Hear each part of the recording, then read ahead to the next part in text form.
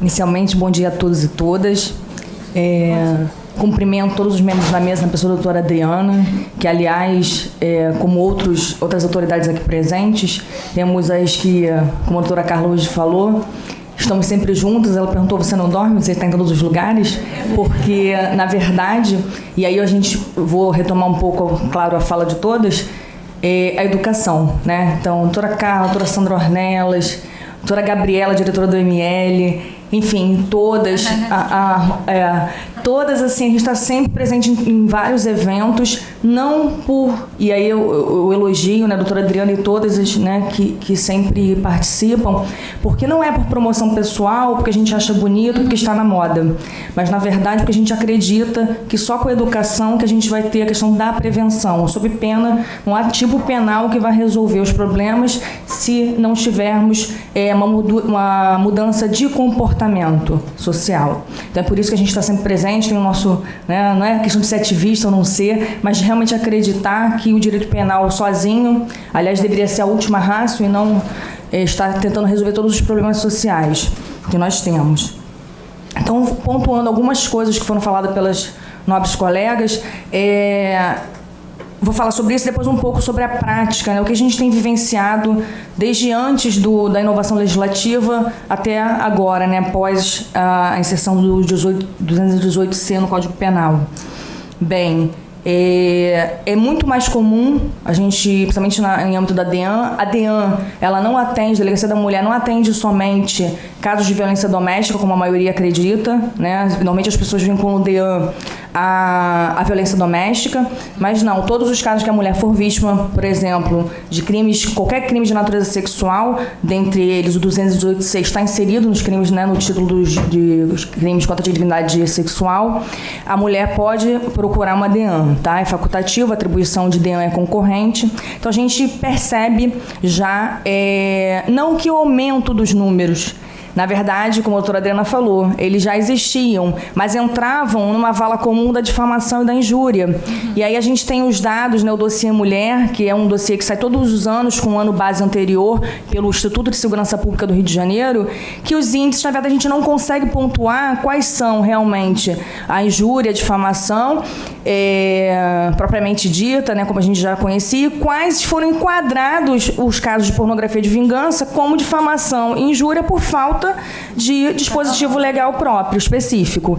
Então, a gente acredita que a gente já está provocando a doutora Adriana Mendes, que é a diretora do ISP, para que no ano de 2020, que vai ter o dossiê Mulher com base no ano de 2019, a gente já consiga ter um parâmetro realmente de qual o índice real dessa pornografia de vingança.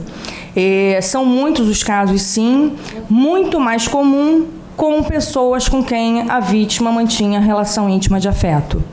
Em regra, e muito mais, estava conversando com a doutora Renata, muito mais ameaça de divulgação do que a divulgação propriamente dita. Ou seja, ainda é aquela relação, quando a gente fala de violência doméstica, da relação de afeto, ainda existe muito aquele temor que normalmente o parceiro provoca nessa mulher, e que acarreta, essa mulher tem muito medo não só pela violação da sua intimidade, mas a gente consegue perceber na prática, na delegacia, quando essa mulher chega, que normalmente a primeira porta que ela procura é o medo do que vão sofrer os filhos, porque esse ex-companheiro, esse ex-namorado, ou até companheiro atual, marido, cônjuge, ele não pensa, normalmente, o que a gente percebe na prática, ele não pensa nos reflexos que essa criança vai sofrer, né? A gente já havia comentado, e todos pontuaram, é muito comum, o bullying que essas crianças sofrem na escola em razão da pecha que essa mãe, né, essa genitora sofre em razão da divulgação de imagens.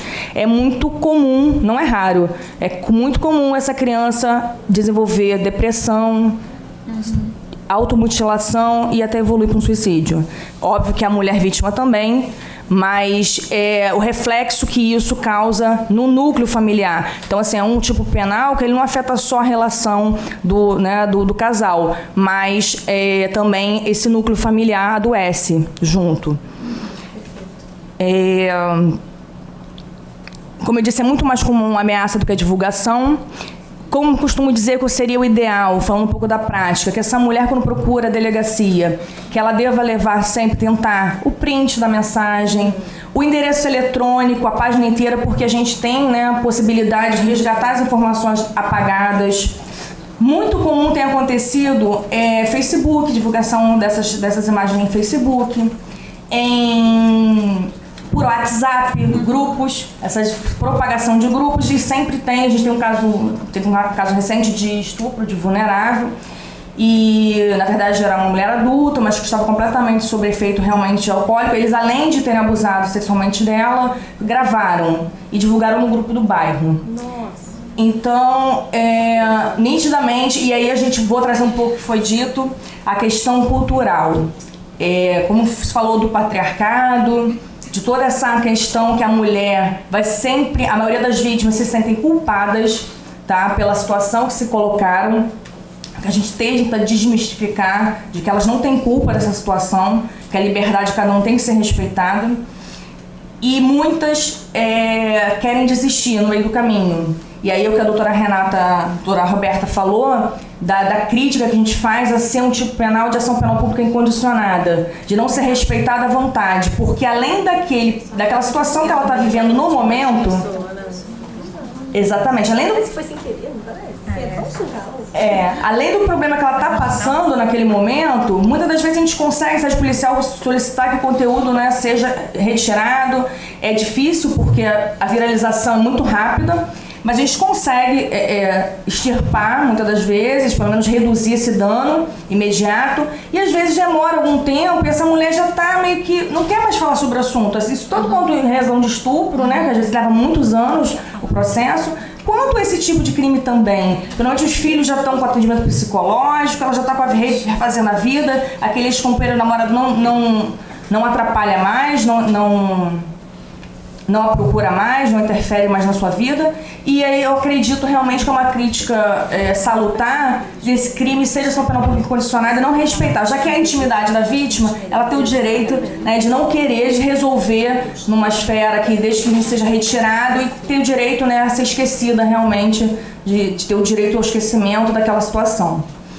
E essa mulher, ela, quando esse caso do estupro, ela foi divulgado, quer dizer, a pecha que as pessoas têm, e aí falando do patriarcado, dessa consciência que nós temos, ou inconsciência, de muitas das vezes quantos aqui talvez não se tenham ainda com pensamentos completamente ligados a esse patriarcado, a esse machismo que a gente vive, Quantas vezes alguns de nós aqui não falou para nossa filha, o filho, menino, você brinca de bola, você não pode brincar de boneca. Menina, por que a mulher tem que lavar a louça, A mulher pode trabalhar, olha, até pode trabalhar, O que a gente escuta. Mulher hoje até pode trabalhar, Não é pode. Então, e por que a mulher tem que cuidar da casa, mais a jornada, cuidar do filho, Por que o homem não cuida do filho? Então, até na nossa vida, a gente vem falar, mas tem que ter reflexão sobre se a gente mesmo não tem esses conceitos. E aí eu vou trazer que é um trabalho árduo, e aí eu acho que eu vou falar da questão policial, da qualificação constante, evitar a revitimização dessa vítima, qualificação dos profissionais que atuam, que lidam com essa mulher. Porque, por exemplo, nesse caso que eu falei do estupro, a policial falou pra mim assim, organizou o inquérito, me entregou para poder relatar, falou assim, doutora, eu acho que não teve não era um estado de embriaguez assim, porque ela até fala, para fulano, tal. Eu falei assim, você acha que não é errado? Eu acho que ela... Ou seja, já o pré-julgamento com esse pensamento. Mulher, uma polícia mulher. Ela se colocou nessa situação. E eu fui assistir o vídeo. Gente, ela parecia um boneco inflável. Ela não mexia nada. Ela só era manipulada. Ela não falava praticamente nada. Ela falava, ela sabia o nome das pessoas, porque eram conhecidos. Mas ela se percebia que não tinha a mínima condição de estar consentindo, um consentimento válido naquele momento para o ato. E a polícia mulher acreditando que ela já fazendo pré-julgamento, olha só, ela tinha acabado de fazer, né, implante mamário, acabou de fazer a operação, foi pro bar beber, porque ela estava, inclusive, arrebentou pontos da cirurgia. Então, assim, a gente tem que... E aí eu fui assistir o vídeo, porque o vídeo viralizou e o vídeo veio pros autos. Então, assim, escutar ainda uma policial mulher, pensar nesse caso. Outro caso interessante que tudo isso que eu tô falando da prática, é pra gente sempre, né, fazendo paralelo com tudo que foi dito da teoria. Ontem mesmo eu estava falando tem um inquérito recente que eu relatei semana passada, que o ex-companheiro confessa que realmente publicou as fotos da intimidade, teve acesso por meio o filho, eles são separados, o filho foi para casa do pai, levou o celular, o chip da mãe estava no celular, ele acessou e com raiva, e aí por vingança, literalmente, ele publicou no stories do WhatsApp, que até pouco tempo, graças às minhas sobrinhas, que estão ali presentes, as duas, eu nem sabia que existia. Eu publiquei uma coisa que eu não podia ter publicado de trabalho. Isso não tinha que estar sigiloso? E eu, sem querer, apertei e foi pro stories. Enfim, tornar público eu nem sabia que existia. Elas que me salvaram. Ou seja, para tornar público para todo mundo. Mesmo quem não todo mundo que seja dos seus contatos, não é isso? Confirma aí. Isso é do WhatsApp, né? Isso. Só que era uma questão de uma operação policial que a gente tá eu também não sou nada. Eu só sei postar foto, mas também tem essa que eu fui encaminhar. Foi negócio de encaminhar a mensagem pra delegacia. Eu recebi dos superiores, fui encaminhar pra minha equipe. E nessa eu encaminhei, ela falou, deve ter apertado coisa errada, tipo, que tá no público. Enfim, ou seja, todos os meus contatos, quem não é da polícia, estaria vendo que ia ter operação no dia seguinte. Então, assim, olha o perigo. E ele fez isso, ele não só botou no stories do WhatsApp dela, como publicou no grupo de trabalho dela e publicou no Facebook dela, como se ela fosse. Então ela fez os prints e tal, explicou, óbvio que a gente não ouviu essa criança, ela tinha 12 anos, não precisava, até porque ele confessou. E, na verdade, qual era? Por quê? Primeiro que a polícia falou pra mim assim, doutora, mas isso é nudez, pornografia ou sexo? Porque era foto dela fazendo poses eróticas, e aí o erotismo, a gente traz com essa questão do erotismo a provocar, né, pra estimular o outro, né, que assiste, a pornografia, e ela estava de sutiã e calcinha. Total. As costas, gente. Exatamente. Aí eu falei assim, E aí, mais do que isso, porque, na verdade, ela se separou dele, o marido, e foi viver com uma mulher, uma companheira.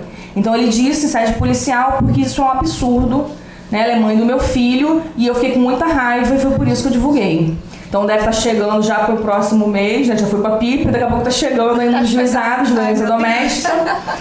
E a questão que eu levanto é que, acho que reflexão é a palavra. Quando a gente faz palestra, a gente traz isso para que todos sejam, né, agentes de transformação e sementes de divulgação dessas informações, porque a gente tem que se preocupar muito com essa geração. E aí, retomando o que a doutora Adriana falou, realmente, o que a gente percebe em sede policial, esse caso foi isolado, é um homem de meia idade, mas é muito mais comum entre namorados, pessoal jovem. E aí talvez seja a questão do acesso muito mais fácil e habilidade, por exemplo, né, que eu não tinha. Imagina se eu mando um nude pro meu marido e boto no WhatsApp, né?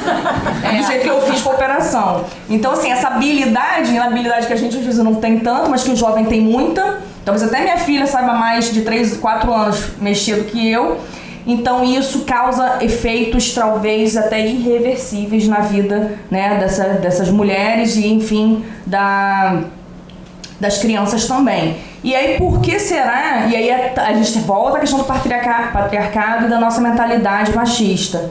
Por que será que a gente não vê nenhum homem, e eu já trabalhei em distrital, mesmo antes do tipo penal, e registrar que a ex-namorada divulgou o nude dele? Porque não tem, gente. Ele não, gosta. pode até ter, mas pro homem ele deve ser bom. Não, depende se é bom ou não, porque isso é discutível. Pra difamar, né? De repente o negócio vai ser bom, né?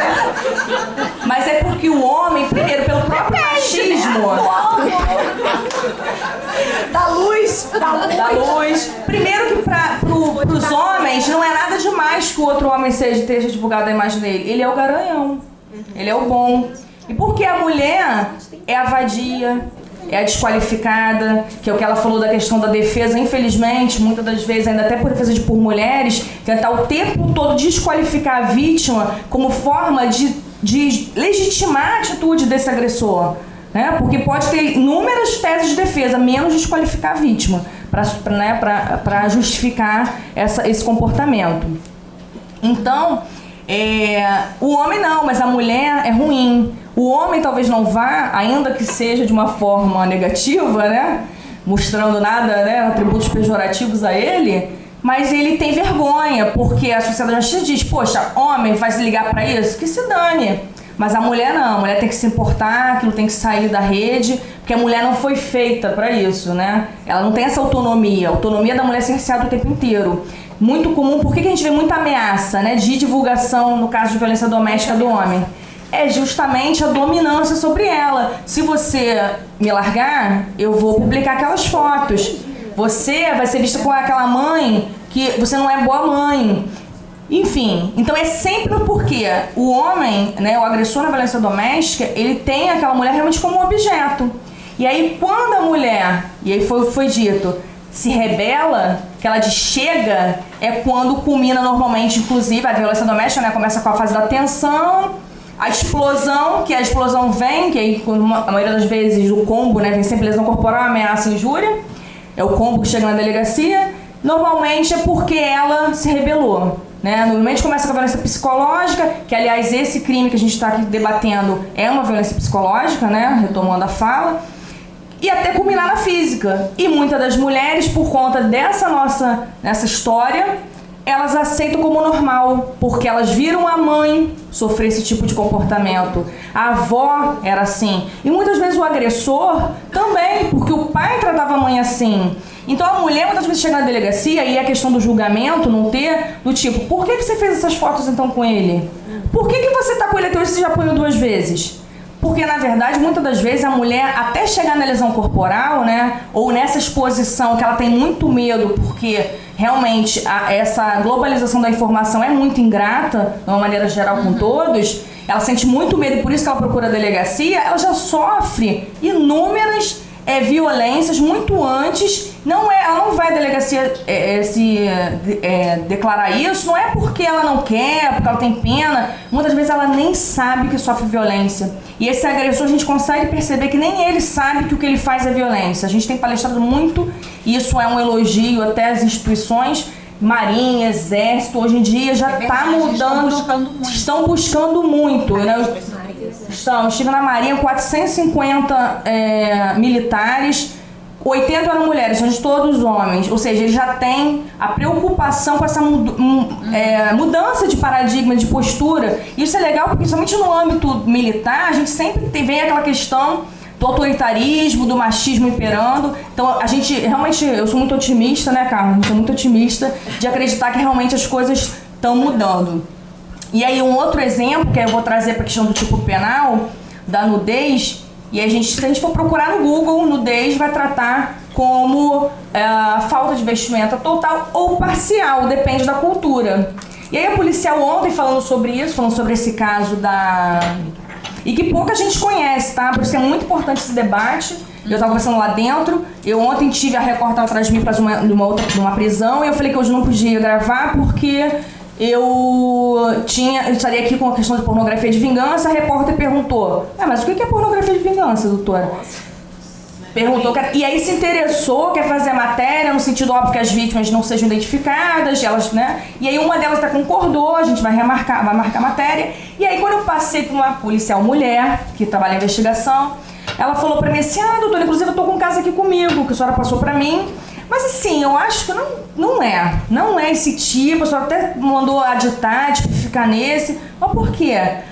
Ele mandou pra um monte de amigos dele, mas ele botou os emojis. Não. Olha! Aí eu falei assim, tá, mas aí o que a gente vai pensar quando a gente olhar pro tipo penal? Não é, as pessoas ainda acham que a nudez é só mostrar realmente, né, o seio, a genitália. Na verdade, quando a mulher alguém vai de sutiã e calcinha, por exemplo, pra praia? Não, culturalmente é aceitável que a gente vá à praia de biquíni. Por que a mulher... Então a mulher tem vergonha, assim, de ter... E mais, até quando você bota o emoji, tá? Botar de sutiã calcinha, a gente tem que pensar que quando o tipo penal foi pensado, era pra violação da intimidade. Ela tem o direito de fazer isso com seu parceiro, com quem seja, mas não precisa, ela tem necessariamente o direito de não querer que outras pessoas saibam que ela tem aquela prática com o parceiro dela. Então eu expliquei pro policial, a partir do momento em que ele botou emoji, ok, mas ele tá divulgando a intimidade dela, todo mundo sabe, inclusive, que é ela, né? Claro que tem o tipo penal. Ela, pensando por esse lado. Eu falei, não é pensando por esse lado, a gente tem que tentar entender que é realmente, a nudez parcial. Os indígenas, eles não andam só de tanga? Ok, é cultura, mas ninguém aqui culturalmente no nosso meio, a gente não fica envergonhado de a gente passar de sutiã e calcinha, por exemplo, tô falando das mulheres, né? Até o homem também, mas aí culturalmente o homem ok, né? Se ele estiver passando de sunga, o vizinho vê. Mas a gente não pode, aí eu volto à questão da da liberdade sexual. O homem, se ele passar assim, o vizinho vê, tudo bem. Assim, eu vou dizer que eu já falei pro meu marido, poxa, a coisa da varanda tá aberta. Ele, se quem quiser que olhe. E assim, se eu passar, olha, você tá sem roupa, olha ali a janela. Como assim? Exatamente. Então, ou seja, eu chamo, né? Ei, vamos pensar. E quantas vezes aqui, se cada um for olhar, for parar assim, pensar, quantas vezes a gente não fez isso na nossa vida privada, ainda faz. Mesmo com toda a consciência, mesmo com todo o estudo. Então, convenci a policial de que realmente tem um crime. Então, isso é muito importante, a gente repensar os nossos comportamentos. Essa questão da naturalidade da superioridade masculina, né? O simbolismo da violência é muito arraigado ainda assim. E a gente tenta o tempo todo, a gente como operadores do direito, tentar o tempo todo fazer que essa vítima entenda que ela não tem culpa, que ela não se colocou nessa situação, que não é normal, tá, esse tipo de comportamento. E o que a gente costuma falar sempre em qualquer palestra que a gente vá é que a culpa não é dela e que os profissionais que trabalham nessa área têm que se atentar para esse tipo, porque a gente só vai melhorar um pouco isso quando todos passarem a escutar melhor, né, essa vítima. E aí é óbvio que o paralelo, como a gente disse, é muito mais comum com a mulher do que com o homem, é óbvio que o tipo penal abrange os dois. E que talvez até que é muito sério ainda também que a foto de homens, né, que a pornografia de homem também seja divulgada. Que os homens acham que tudo bem, a maioria das partes, né, e que na verdade não é. Porque a violação da intimidade é deletéria, é gravosa para ambos os lados, né, mas pela nossa cultura isso não acontece. E fazendo um paralelo com a doutora Roberta falou sobre flagrante, realmente a gente não tem, eu pesquisei, vai ser muito difícil, a gente não tem ainda histórico, né? Não tem nenhum dado ainda, embora quem copie esse dado seja o ISP, mas uma pesquisa da polícia, a gente não tem nenhum caso flagrancial, até porque, em regra, gente, o que acontece é que a mulher descobre tempos depois, que ele faz por uma rede, aí que o amigo vai avisar, como foi o caso dessa menina do estupro, que foi no bairro, né, no grupo do bairro, e ela já foi taxada como vadia, enfim, com N coisas, e ainda tiveram audácia de dizer assim, não, porque eu filmei, e quando eu saí de manhã, eu fui passar pro meu amigo, que também estava no crime. Fui passar para ele sem querer, eu passei no grupo do bairro. Como é que você manda para um grupo e não manda, enfim. Então a PF a gente não tem ainda. E o recado mesmo que eu tenho a deixar para todos, e aí com toda a fala aqui foi extremamente, realmente convergente, no sentido de que só a educação vai melhorar esse paradigma. O tipo penal, a gente acredita, vem um tipo penal mais gravoso, óbvio, com o intuito de que uma pena mais alta, ele tenha, isso iniba, né, esse agressor, esse autor de cometer novamente, e mais que os outros, vendo essa responsabilização penal, também sejam intimidados a praticá-la. Mas a gente sabe que, como a gente foi dito, a maioria do público que pratica, dos autores que praticam, são jovens, né, até adolescentes ainda, e para eles, normalmente, até pela natureza, né, pela questão da adolescência, eles não têm muito limite. Então não é o tipo penal que vai resolver o problema, e é deixar, né, essa questão de reflexão para todos vocês, somente para os operadores do direito, de refletir mais, porque eu acho que realmente a criminalização de tudo não é a saída. E aí a gente está com todas essas questões levando às escolas, tal, para trabalhar na questão básica, né, já desde o nível mais básico, a mudança de comportamento, e aí fazendo um paralelo que a maioria das pessoas que ainda não entendem quando a gente fala sobre a violência doméstica, essa questão de violência de gênero contra a mulher de uma maneira geral, é que na verdade as mulheres não querem ser superiores aos homens. É isso que existe muita resistência. A mulher não quer ser superior, a mulher só quer respeito. É isso que falta ainda por essa questão, ainda essa visão muito machista e ainda muito arraigada no patriarcado. Obrigada.